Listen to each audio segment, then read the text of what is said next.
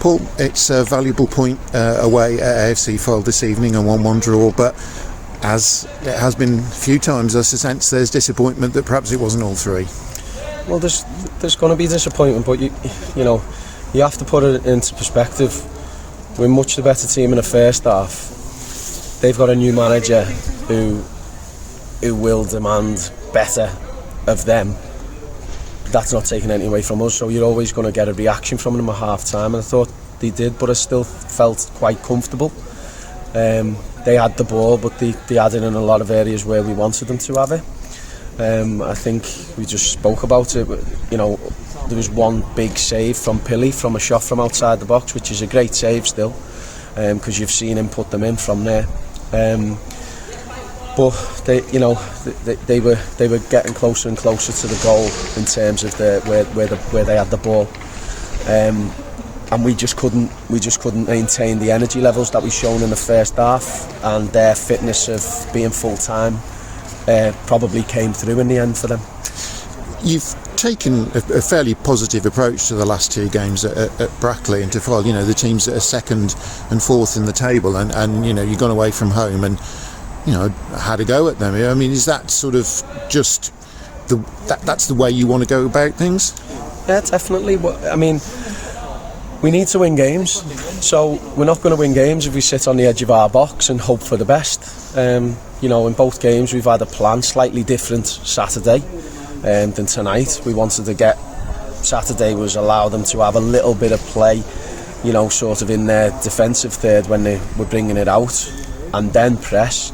Tonight was one pass, then press, and I felt first half it worked a treat. But like I say, they're gonna find fitness levels which they've got from training every day, and we're possibly not as fit. So there was always going to be that creeping in. I was hoping we would stand tall and see it out, but unfortunately we couldn't. But like I've always said, a point on the road anywhere is a good point. Coming back to that as well, you feel you've got the personnel to actually go away to places like Brackley and Fylde and have a go at them now, in Devon Green and with Byron on the other side, that you've perhaps got the kind of resources you didn't have when you first came in. 100%. We never had a squad like we've got now.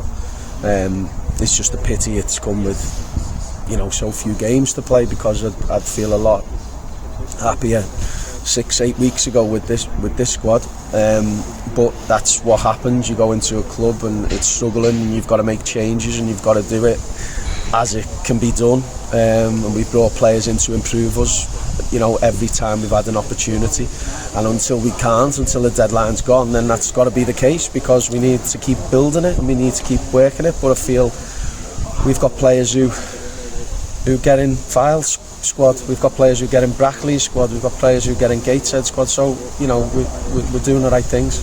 Yeah. 2 debuts tonight. Obviously Reece McNally's coming on loan from Solihull. You wouldn't have been quite so surprised by what you got from Rob Evans, because obviously he's played for you before, but both quitted themselves well. Yeah, they both did really well, considering Reece was done yesterday. Well, it was actually done this morning, but it was all sorted Sunday, Monday. We obviously had to take that one because of Zach's injury. Although he came on tonight, Zach's having an injection on Thursday in his foot, in his ankle. So we obviously needed central cover, with Theo being where he is. Pigo's been carrying a knock as well.